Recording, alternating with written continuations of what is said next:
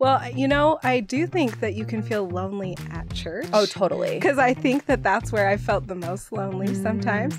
Yeah, let's get into that. Well, I don't know. I felt like I would say that I'm like an introvert who can like shadow as an extrovert. Yeah. You know what I'm saying? Like, but it's so much easier for me to just like blend into the background. I'd rather talk to a group of 5,000 people at once than like one person one-on-one.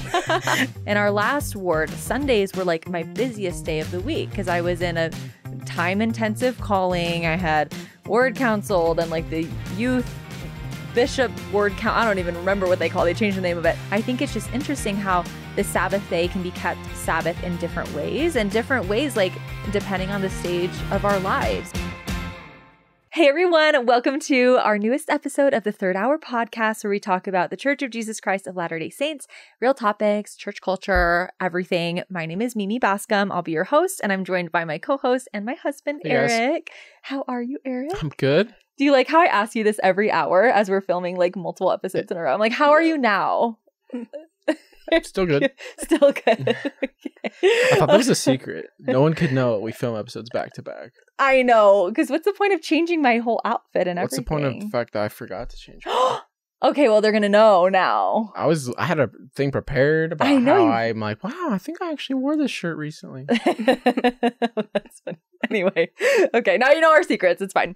We're joined by a great guest today. We have Taylor with us. How are you? Hello, I'm great. Thanks for having me. Thank you so much for being here. Taylor is a content creator and an author and a mom and all the things. We're going to get to know her a little bit today.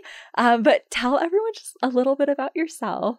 Yeah, I have 9 kids. We have this big blended family. Amazing. So from 13 to 2, and it's a lot of fun. 7 boys. So oh my gosh, yeah. I didn't know that. Yeah, I keep most of my windows open most of the time, keep things going there. Oh so that's a breeze lot through of fun. there. Yeah, I keep a little cross breeze. Never heard anybody with 7 Febreze boys. set up on an Amazon subscription coming in. I actually do.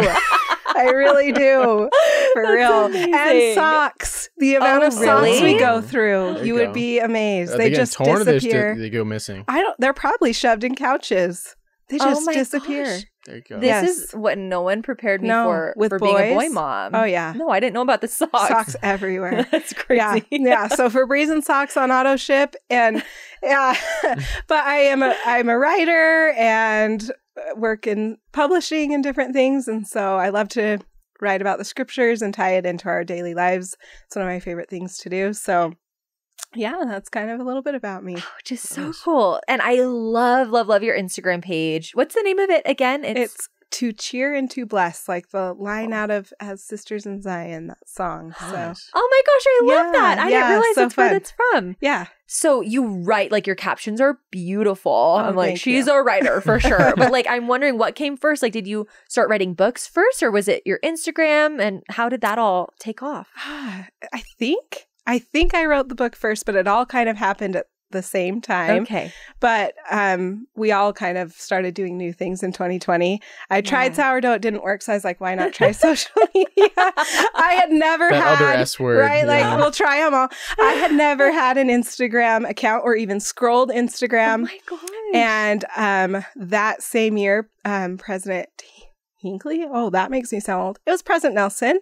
I'm like, it wasn't President Hinckley in I don't 2020. think he was around. I in think 2020. not. You were getting some real revelation there.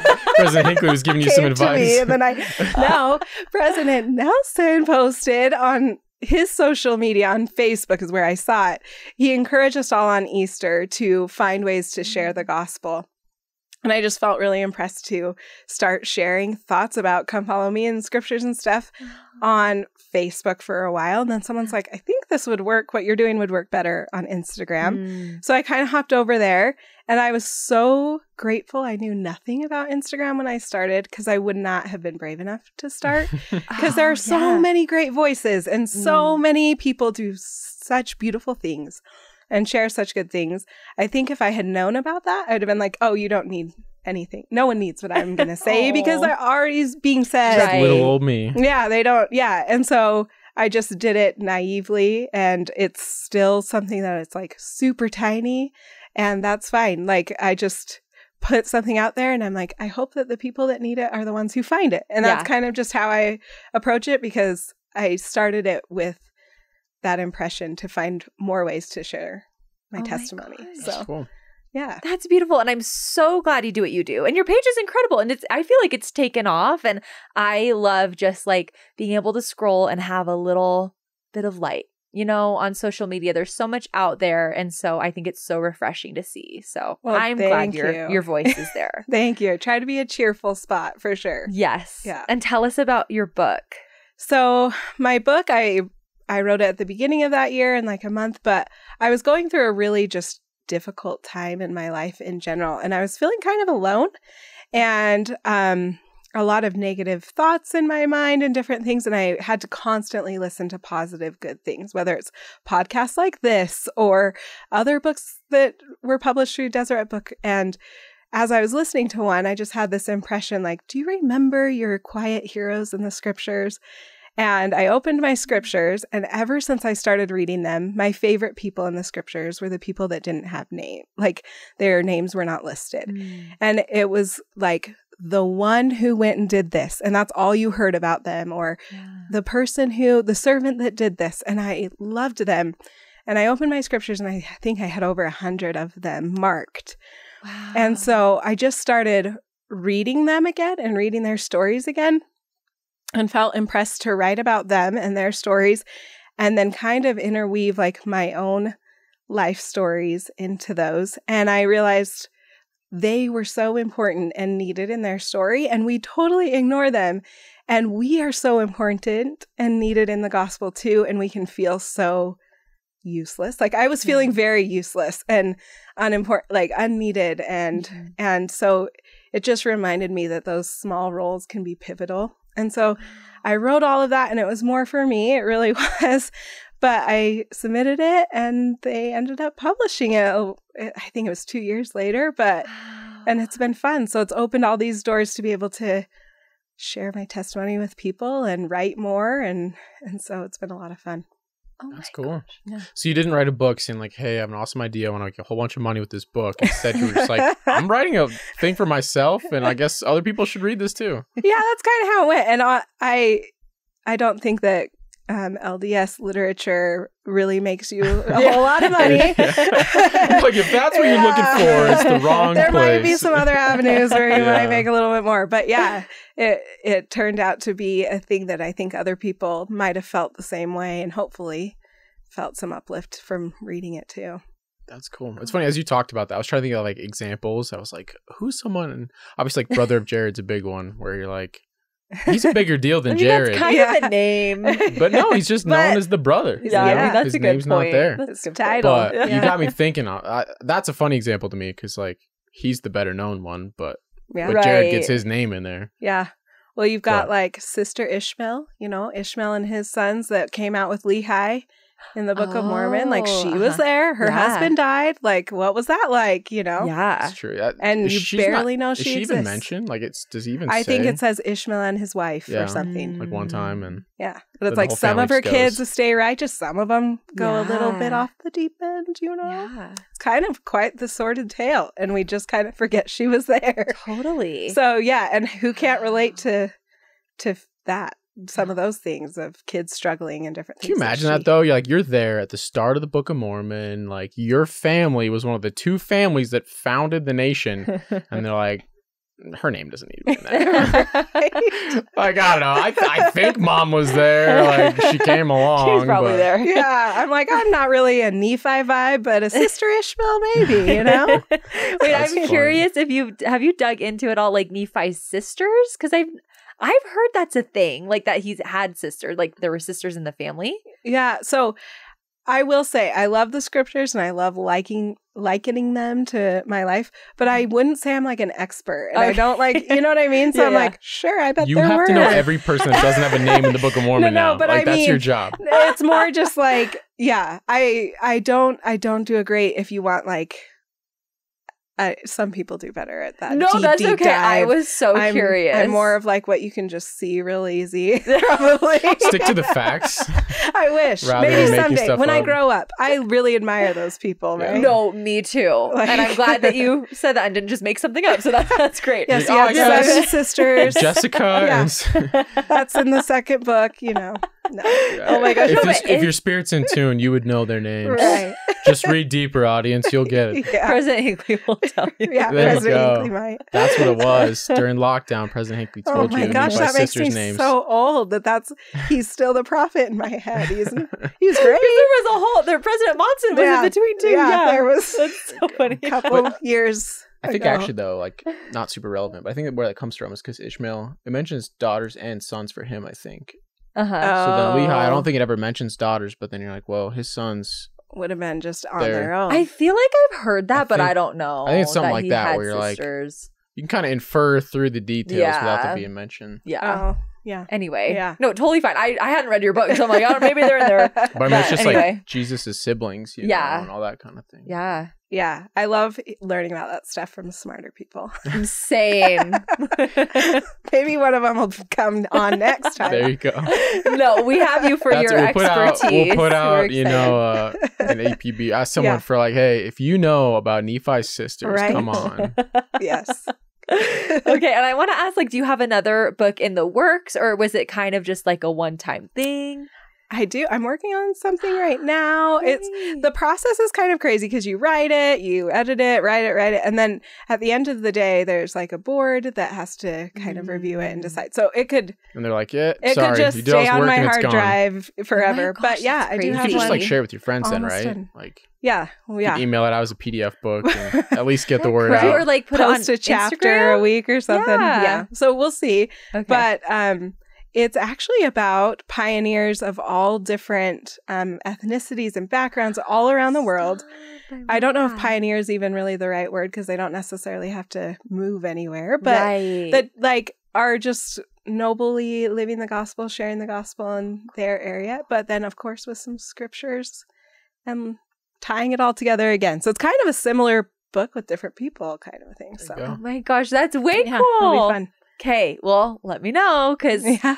I want to read it. I want to read your other book too because they sound so cool. So anyway, Thanks. yeah. And while you're here, we wanted to ask you, we have a little advice segment on our show. And we had someone that they're usually kind of long and we read like a whole scenario, but we just had someone write in. They're like, what are your favorite things to do on Sundays? Because I feel like Sundays can often, we are encouraged to keep the Sabbath day holy. And I know it looks different for other people, but I think it's kind of fun to hear different examples from what other people do. So what are some of your favorite things to do on Sundays? Well, like growing up in the 90s, it was feature family films is pretty much all we did, could do if we were going to watch a show. And then otherwise it was like coloring and sitting reverent, a lot has changed since then, I feel like. Yeah. Maybe that's how some homes still are. But I very rarely have a Sunday that's quiet. It's one of my least restful days. So it feels like you're going from church to a meeting to this to that. Yeah. And like I mentioned, we're in a blended family and some of our kids live 3 hours away. So we drive them on Sundays. So it's totally changed how my Sundays look. And because of that, I feel like I've had to get a little more intentional about thinking about, especially when I do have a quiet Sunday, of how I'm going to spend it. And so I've started to just like say a little prayer of like, okay, Heavenly Father, I have some free time. How would you like me to spend today? And sometimes I feel really great about taking a nap. Like I've been running for weeks and weeks. I get to take a nap, Yeah. Sometimes it's like invite someone over for dinner or play card games or whatever. But one Sunday I had that thought and it was like, go visit your grandparents. And I'm like, oh, cool. And my grandparents at the time had just moved fairly close. And so I went up to visit them, had a nice time. And then like the next day or 2 days later, my grandpa got really sick in the hospital and passed away a couple days after that. Wow. And I'm like, this was supposed to be a lighthearted topic, but it really solidified to me, like, when I have the time and I really take the time to say, okay, Heavenly Father, I have some free time. What should I do? And just kind of try to be in tune with that. I've been blessed every time. And sometimes it's just a fun conversation with a neighbor. And that one time it was a huge deal to be able to go and have that that last visit with him before he passed. So I don't have like a list, but I think that that's okay. You know? And good for you for like being like, I have free time. How should I spend it? Because I feel like so often, at least speaking personally, I have free time and I'm like, perfect. This is the time free for time, me. it's me time. Finally, I'm going to do all the things that I want to do, but like being able to turn to Heavenly Father and be like, how should I spend this time that you gave me? I think is incredible. And I'm so glad that you got that experience with your grandpa. Yeah. Well, and honestly, I think that our Heavenly Father does want us to take time for ourselves For sometimes sure. too. And sometimes it's like, just like an impression, just like rest, take care of yourself, like go on a walk, do those things that replenish you to show up for all the people that need us, you know? Yeah. So I think that when we ask Heavenly Father what to do with our time, he's very respectful of it. I feel like he totally knows what we need and blesses us with that. So I love that. That's such a great point. Okay, I'm going to turn the question to you. Ooh. What are some of your favorite? I wasn't ready. I just host this thing. things? I ask people questions. I don't answer. Well, I want to hear. Not like I live with you or anything. I don't. What do I do? Top secret. Yeah. Yeah. I don't know. I mean, growing up for me, like you said, we were a very strict Sunday household. So it's like we were ones that like you stayed in your church clothes all day because that like reminded you today's Sunday. Which to me, I don't know. Now I don't do that because I'm like, I could just remember. I don't need to wear these clothes, and I'm like, I'd rather keep my church clothes clean and not have to deal with that. But it's kind of interesting, I guess, to me, of thinking then rather than doing something like that, that's an outward thing, instead of trying to internalize it and try to make it a day where we're actually choosing to make it holy. Because I mean, to me, if I look back, I think of what were the best Sundays. It's always when we get together with someone else, family or friends or something, and you're not going crazy or doing anything big, but a lot of times it's just like you have dinner, you hang out, we played card games a lot growing up. That's always fun. Yeah. As long as it doesn't start a family war or anything like Your that. dad. But yeah, my dad does not enjoy losing card games. So we love him for it. He's the best. Yeah, he's a competitive guy. And a lot of times card games can just be a lot of chance, and he doesn't like that. So he's very frustrated. But no, I mean, part of that's kind of knowing your family, right? Because for some families, like if we played cards on Sunday, we could not keep Sabbath day holy. Yeah, like, that's that'd so true. be inviting Satan into our home because of the war that happens. Like so I mean, it depends on you, right? But knowing yourself, knowing what actually, and also being honest with yourself, right? What actually draws me close to the Savior, and what's me being lazy and just not wanting to deal with anything. But but yeah, I mean, to me, that's it. Is a lot of, I feel.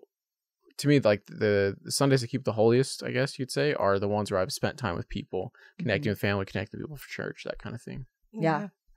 I totally agree with you. What about you, Mimi? Oh, well, nap for sure. Yeah. Because I do feel like it is, like you said, it's important to be able to rest and replenish. But it's interesting because in our last ward, Sundays were like my busiest day of the week because I was in a time-intensive calling. I had ward counseled and like the youth bishop ward count. I don't even remember what they call. They changed the name of it. But like then class, I was in young women. So like class presidency meetings, and it was like a lot. And then I think it was just interesting because I still felt like I was keeping the Sabbath day holy. I'm like, even though this is so busy and I'm exhausted, this is so wonderful because I'm like using the whole day serving others, and I would still try to take time for myself and spend time with my family and everything. But I think it's just interesting how the Sabbath day can be kept Sabbath in different ways, like depending on the stage of our lives, you know what I mean? And so and I think it's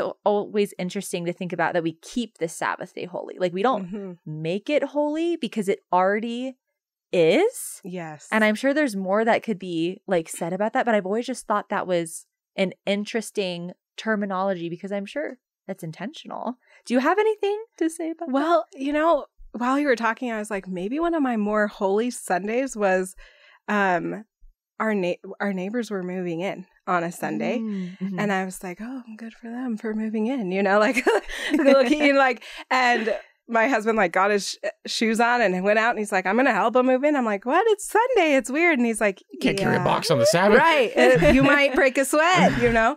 And he's like, yeah, that's kind of the point. And we were like, it was like, I was like 19. I was like when we were I was first married for the first time.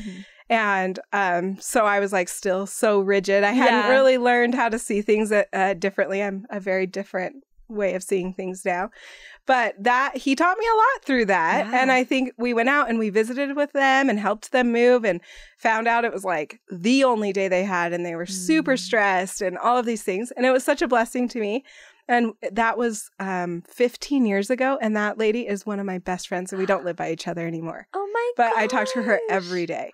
And I'm just like, you know what? Like, we needed that. That's what we needed to do. And that's, you know, I think that there are many ways to keep the Sabbath day holy with how your heart is. I'm not saying start a moving company and only move on Sundays.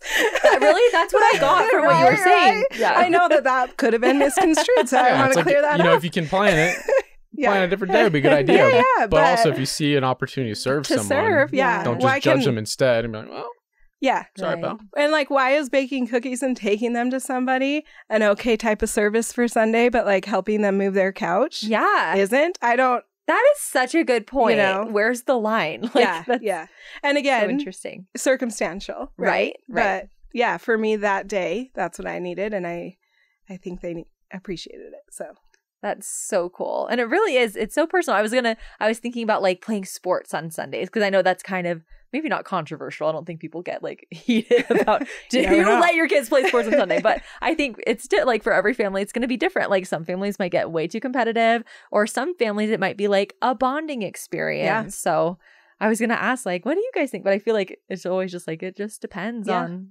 you. I mean, because that was again growing up. We didn't just play like not compete on a team on Sundays. Like we did not play a sporting activities of family on a Sunday. Yeah. It's like, oh no. Yeah. Whereas now I would say my perspective has changed more. Like, hey, if you're doing something as a family and it's fun, uplifting, cool. If you're training for your tournament with your family on Sunday and that's your focus, then to me, you know, it's a whole different, what's your perspective? Why are you doing it? Totally. Well, and now being in a blended family where we don't have all of our kids all of the time, like time is so much more precious. And so I think we look at those Sundays a little differently. And if it's like all the kids want to go out and ride bikes or shoot basketball hoop together, and it's like we only get these certain days now, we don't take for granted the time that we used to have. If it builds our family and unites our kids, then we try to do it. So, and that's why you went to Lagoon last Sunday. If you saw me there, if we saw you there, then we were there too. Right? So it is funny because some people would say like, "Oh, where do you draw the line?" Then you know, it's like we went to the mall as a family on Sunday because it bonded us, and you're like, well. Thank goodness I don't have to decide that for anyone else, right? Isn't that so nice? I get to just decide for me and you get to decide for you. And some weeks will be different than other weeks. And like, good on you. Yep. There you go. You know? So good. So nice. Really, how can we judge other people when they're all just making their own personal, you know what I mean? Like when we say it's personal, it's personal. Like I feel like we say that with a lot of things, but at the same time, we're like, you made the wrong personal choice on that one, though. Well, like just because you can't see my sin, is it any less? You know, like we all have our things. Totally. So, oh my gosh, you know, no, I love that. Everyone needs to have that perspective. I love that. Okay, kind of switching gears a little bit. I thought this was super interesting. So lately, people have been talking about this loneliness epidemic. So apparently last year, the U.S. Surgeon General, did you know we had a U.S. Surgeon General? Yes. Learned about it at COVID times. You actually? He's the guy that warns you about smoking. For real? Weren't they the ones like making a lot of those rules during that special time? Oh, during COVID? Yeah, I think. Wasn't that just the CDC? Oh, I don't know. I thought the Surgeon General got involved. No, probably. Maybe. I don't know. I just remember all the like smoking warnings on stuff. It's all from like the Department of the Surgeon General. Yeah. So is he a surgeon? Anyway, I can look this up later. He's a surgeon and a general. That's why we double listen, I guess. I don't know. I have no idea. I think he's some head medical guy for the country. I don't know. He sounds important. Yeah. Okay. Really official stuff. So last year he put out, or is it he? It's a report. This individual.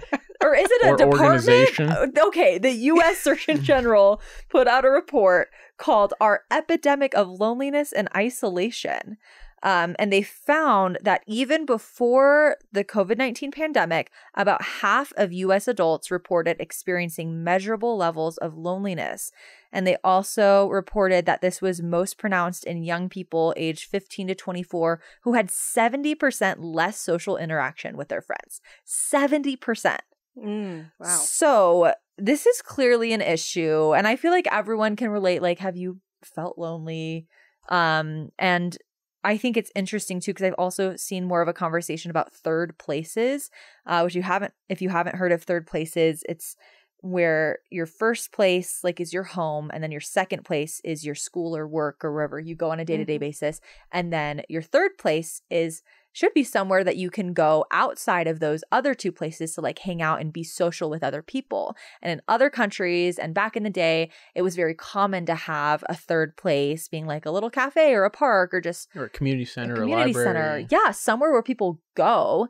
And that has been lacking. I feel like church could be a really good one, but now church attendance is down in the US.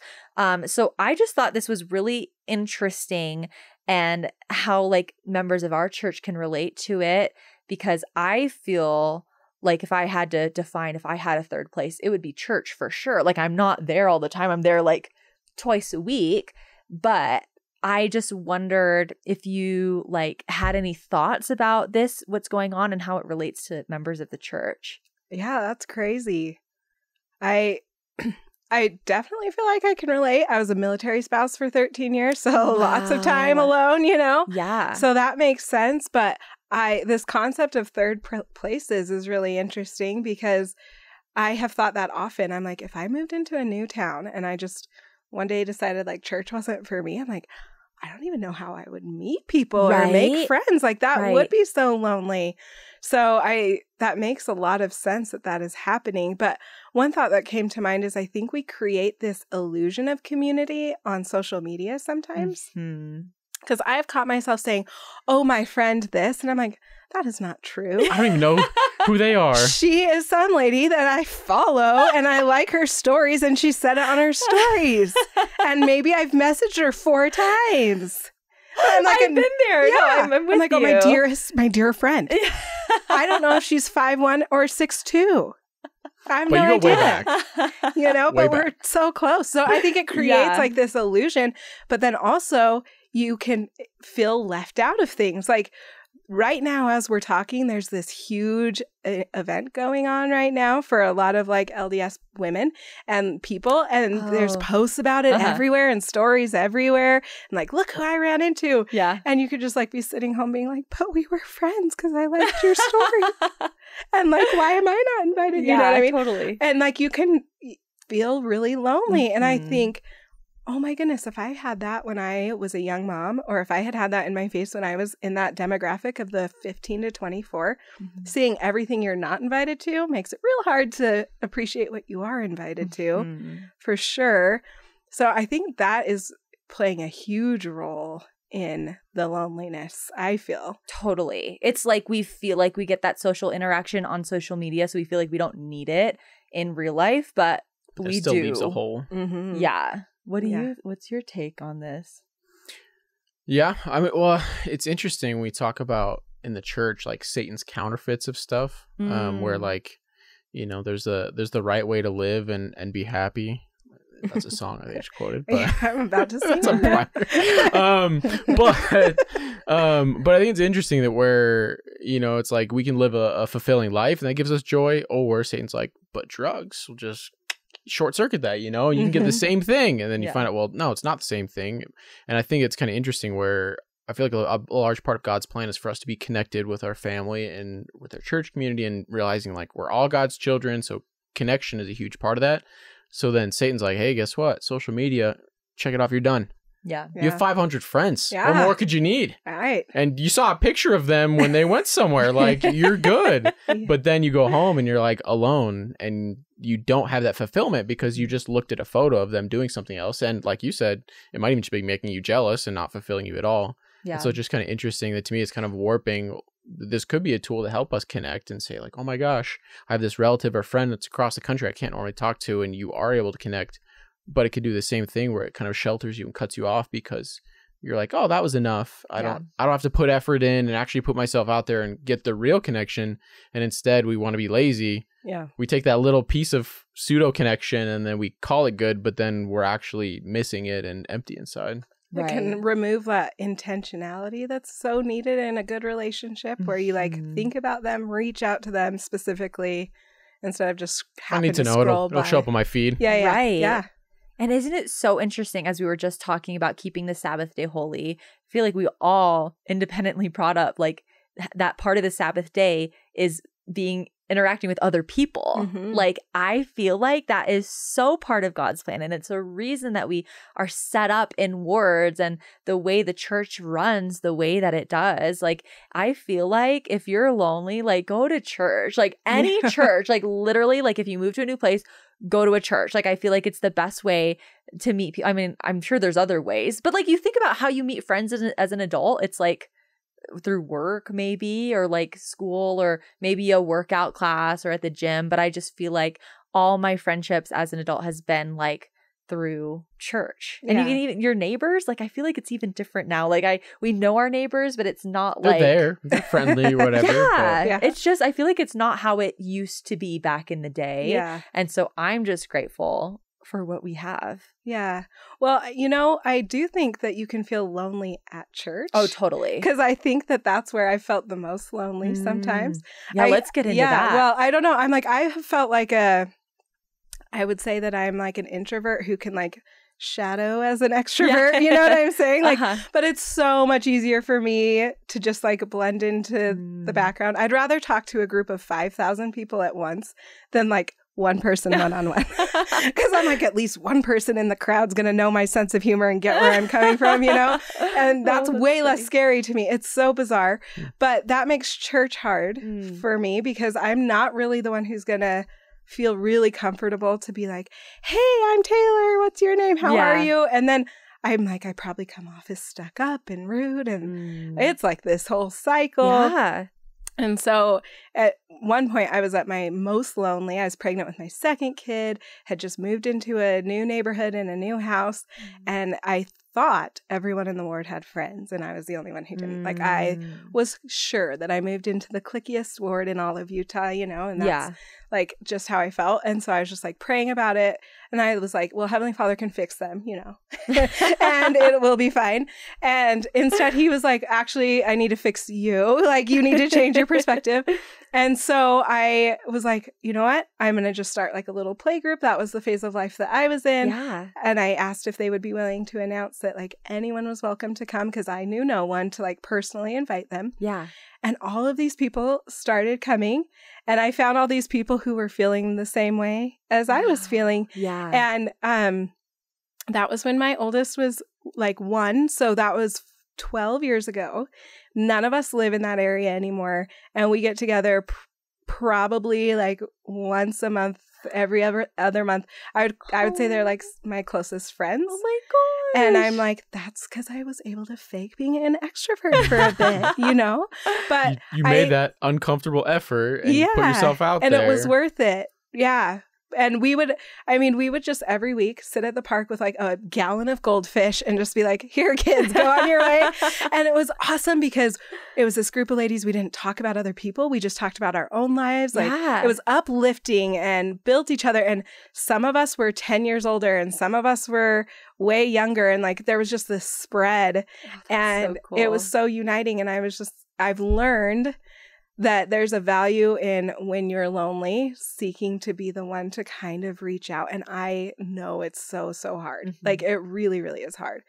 And so I don't blame anyone for not. Yeah. But if you're sitting alone in Relief Society, maybe look for someone else who's sitting alone and just be like, let's be alone together. Yes. Let's sit in never silence the only together. one. Yeah. Yes. And like easier said than done. I know, especially if it's like your first week back or whatever. Yeah. But it pays off if you can try to do it. So I think that might be playing into our loneliness. we're like hoping someone else will fix it. And Yeah. we might have to be the ones that fix it. I hate to say. Oh, totally. And is it not the adversary that's the one whispering in our ear, like, you're the only one here that doesn't have any friends. Right? Like, everyone here is cool and you're not. If they were nice, they'd talk to you. Yeah. If this was But a they're all good ward, mean people. Yeah. it could be, I didn't consider the fact that they just spent the last hour getting 5 kids out the door and brushing teeth, and they're just like, sit down and feel the Holy Ghost. They're not noticing that you're sitting alone. But if you came and sat by them, they'd be like, hey, Yeah. great to have you. Like Yes. I did not look outside myself. I was like, they should just be noticing me, you know? And so many people run into that though. Yeah. And it's hard. It is hard, but Yeah. you'll never regret being kind. Like, No. what's the worst that's going to happen? Like, if you go introduce yourself, they're going to be like, oh, that's weird. She's trying to be nice and be my friend. Like, How dare you? who is going to think that? You know what I mean? Yeah. So it's like, it's so hard, Right? but I feel like it's always like, it's most likely to be a positive return. yeah. It's literally Satan who's getting to us and thinking, no, don't, like, that's embarrassing. Like, don't put yourself out there. Because, like, that would not come from Heavenly Father. He wants us all to be connected. Yeah. Yeah. So my I love line that. is like, hi, I'm Taylor. I don't think I've met you yet. Not, Yes. are you new here? And they're like, no, I've lived here 11 and a half years. I've like learned the hard way. So that's what I say. If anyone's looking for a line, Go. That's good. my line. Simple good. and Yeah, gets go. the job done. Yeah. Go back a few episodes on this podcast. There's pickup lines. Maybe you can adapt them to BFF instead of boyfriend Oh my lines. gosh. No, because I feel like we need that though. It's so funny. I was just talking to our young women about this because they're talking about like in high school, they're like, it's just so hard because people are just like on their phone or they look like they're judging you. I'm like, if you sit down and like give someone a compliment, like, I love your shoes, like, they're not going to be like, thanks. They're going to be like, Yeah. oh, thank you. That's Hey, so nice. You know what? That does happen occasionally, and those people are just turds, and it's fine, and you just move on. You It's know, like a and 1 in 100. when we're talking about high school, you gotta be real. That could actually happen, could but happen. that's how kids are. But don't be the guy that's But it's like, fine. You just move on. Yeah. don't be the guy that's like, why are you talking about my shoes either? Right. And then say, but no one's my friend. Yeah, literally. Well, it's like hugging a porcupine. Try to be I slight. yell at everyone who gets close to me, and they don't Yeah. put in the effort anymore. I don't get it. Yeah. Yeah. And that's, yeah. No, I'm so glad you brought this up though, because it's so true. It's like we have the church. So it's like, I feel like that's a great opportunity to not be lonely, but like you also have to put yourself out there. It's not going to just happen automatically. And sometimes it's scary and it takes a little bit of courage to put yourself out there. But I'm so, so glad you brought that up. So Yeah. thank You can get that new ministering route and like a sweat can break out because you're like, I know none of these people. Yes. And it can paralyze you. Yeah. So just be a little brave. And love and that. I think you can use social media if that's where you're comfortable. Like find what you're comfortable at and ease in. Totally. I like Marco Polo'd one of my new sisters the other day because I'm like, okay, I'm not really sure how to go about this. So let's try what we both know. Oh So my gosh, that's such a good idea. Yeah. Marco Polo's the best. it way is. Okay, there was another topic like that we were talking about briefly that I thought would be great. But we're talking about like being in a ward and not being called into a leadership position and how that can make you feel like we talked about with your book, like you're just the unnamed person. So I would love to hear just like your take on that and if you have any advice to anyone who might be feeling that way. Yeah, I think that it can feel a little divisive sometimes. Like you can feel a little separated if you're not a part of leadership ever, because I don't know, from the outside looking in, it's like, well, they have these automatic friendships because they're in these presidencies together and they have a reason to get together and talk. And Right. they have an excuse to be going on outings or planning things or being at the church early to set up. And like from the outside looking in, it can look so awesome, you Mhm. know, but you can also feel so lonely, like you're not a part of the in crowd. Totally. Or that like maybe my bishop and like maybe they don't think I'm good enough. Like I'm constantly overlooked and Or you're thinking they know I'm not good enough. Yeah, That's they- they know me, and I'm not. That's not right. me. I'm not right. Yep, he probably saw that I didn't sing the third verse of the closing hymn and it's over for me. You know? Oh And I think that that's where we can get like caught up in feeling bad about ourselves. And it's been a bit of a journey for me. Like I've never served in The only time I've been on a presidency or anything like leadership at all was I was the Beehive president for 6 months. And that's it. I've never been a counselor, secretary, president, nothing of anything ever since then. And for a while, I just thought, like, I'm doing all the things. Like, I'm praying, I'm reading my scriptures, I do my ministering, I show up. Like, why am I not good enough? And I would even, like, pray. I'd be like, Heavenly Father, am I not good enough? Like, do I not matter to the Lord? Do I not matter to you? I'm so bad that you can't use me? Like, what is that? We're all supposed to be tools in your hand, right? And I'm just that broken. Now I'm just a tool, but not in your hand. just sitting here like a tool. Yeah. I'm like still at Home Depot and everyone's bought everything else, you know? I'm on the clearance rack. That's how it felt a lot of the time. Oh. No, it honestly, I feel like no one talks about this, but like when they imagine you're sitting there without a calling, or like you're in nursery or something and there's a million nursery leaders and they stand up, they're like, okay, we're releasing the Relief Society presidency and we're calling a new one. It's almost like a little sting sometimes. It can be. It can be. And I feel like no one ever talks about that. Yeah. Because you're so happy for whoever's called and you know it's of God. But I feel like it is sometimes like, okay, what's wrong with me? And we don't talk about that ever. Yeah. Yeah, for sure. So I think that can add to the loneliness, but it's like all the narrative that you create for yourself and in your own mind. Yeah. Because and there was one time that I kind of was like praying about that and thinking about that. And I'm like, I'm alone. I'm lonely. You're not using me. And I just got this strong impression of like, if you were doing that, you wouldn't be doing what I need you to do right now. And my focus needed to be my kids right then. Like, I have kids with disabilities and they really needed me right there. Yeah. And then I think I started writing the book like 2 weeks later. Wow. So it was like, that's where I needed to be focused then. And that gave me some level of purpose. And so, and then we do all have callings and we can magnify those. I'm sure everyone's like, thank you for sharing such an insight of magnify your calling. I've never heard that before. But if you want, you can make anything quite grand. Like you can make the best program that they've ever seen. Like trifold birthdays in there, print it all nice. Like you can, and you can rise to the occasion. But I did struggle for a long time when they'd say, every calling is important and the same. I'm like, well, then why do some callings people invite their entire extended family to watch them be called? You know? Yeah, no, literally. And some why do people say don't. Congrats right. when you get called? That's kind of weird. Actually, that's why I say good luck. I don't say congrats. Best of luck to you. Yeah. Sometimes you give them a sorry, actually. Right? No, for real. And then like as I've gotten older, I'm very grateful that I've been able to play a supporting role, you know, and when we sustain people, it's not just when we raise our hand in the meeting, it's showing up. And so I can come early and help set up even if I'm not in the presidency. No one's ever been like, why are you here? I like grab a chair and get to work, you know, shoulder to the wheel. So like, you can change how you think about it, but it can feel a little lonely, especially if it's like 4 of your friends are all serving together and you're the odd one out. Yeah. But find ways to lift where you stand, and you can be very prayerful about where the Lord needs you and make a play group or whatever it is that you need and your ward needs. Yeah. I mean, that's just what I was thinking, like talking about loneliness, and that is a struggle. And it's like, great, guess what? No matter what ward you're in, there's a lot of lonely people because it's going around.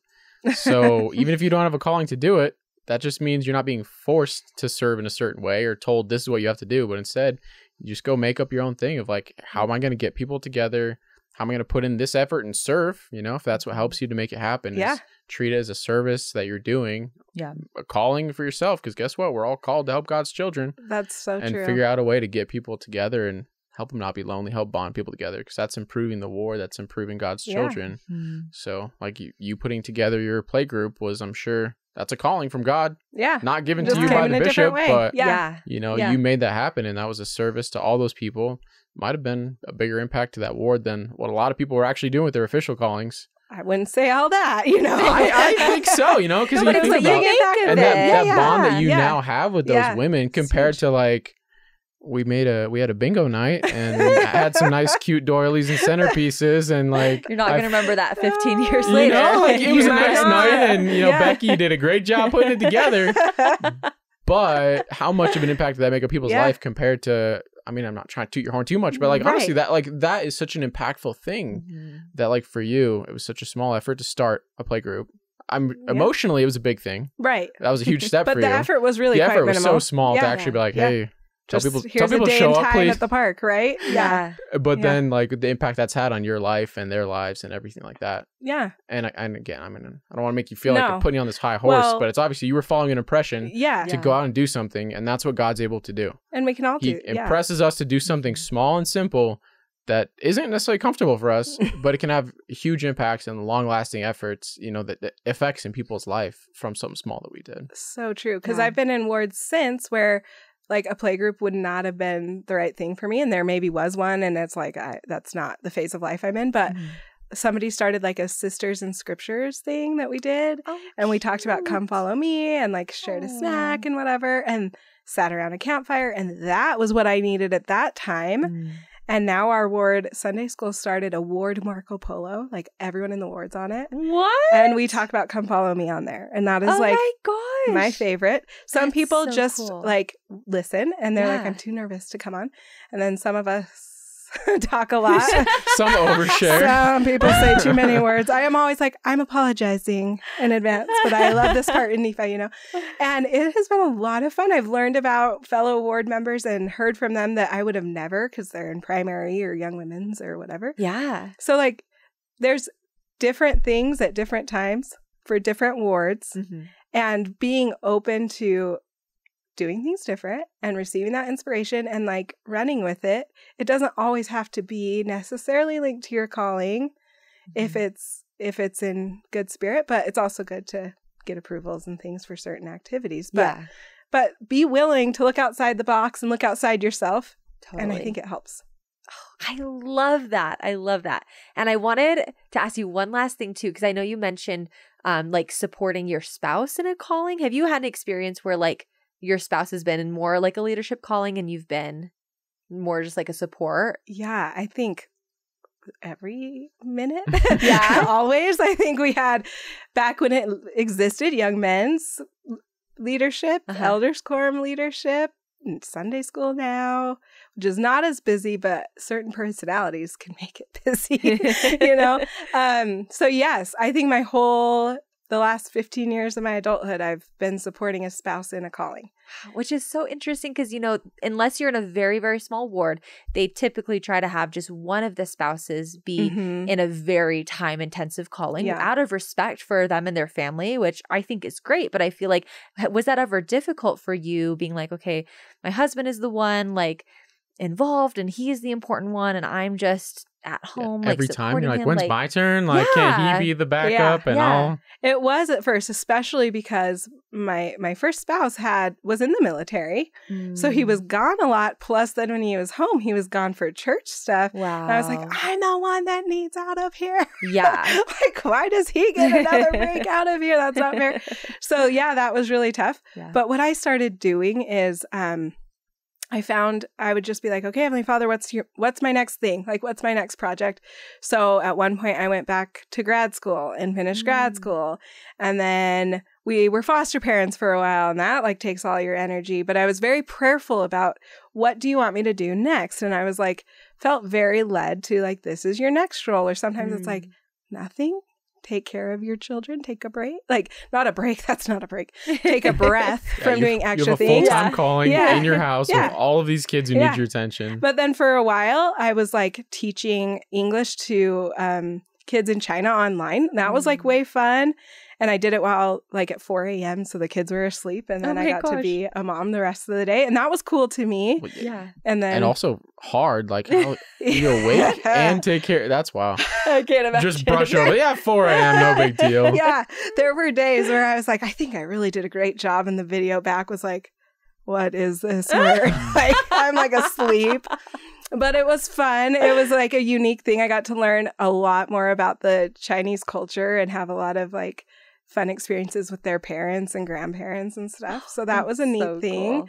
You know, so I have found that the Lord calls us to a lot of things. It's not always necessarily in our ward or in our stake. Yeah. And sometimes it is and sometimes it's not. And it's okay either way. And to always just be looking for what he needs us to do has provided me opportunities I would have like never had, like teaching the kids in China, or then writing a book, or hanging out with you guys tonight. Like, There you go. you know what I mean? Yeah. Like just trying to do that. So it's okay. I think we might grow up in the culture, especially if you grow up in the culture thinking our whole lives have to orient only around church things. Mm-hmm. And it should orient around the gospel and our Savior, Mm-hmm. but there's many ways to orient your life around the Savior. Yes. So I love that. What a beautiful message to end on. I'm like, that is a reminder that I feel like we all need, especially if you live in Utah. Sometimes it can feel like everything revolves around your ward and all of that. So that's wonderful. Thank you so much for your example to me and for everyone watching. Where can people keep in touch with you? yeah, just come hang out on To Cheer and to Bless Yeah. on Instagram and So Facebook. good. The OG. The OG. Yeah. Yeah. Well, thank you so much for coming on. It was so great to talk to you. Sorry, do you have any other questions? No, good. Taylor? This was so great. It was so Thank you fun. again. And thank you guys all for watching. Bye. Bye.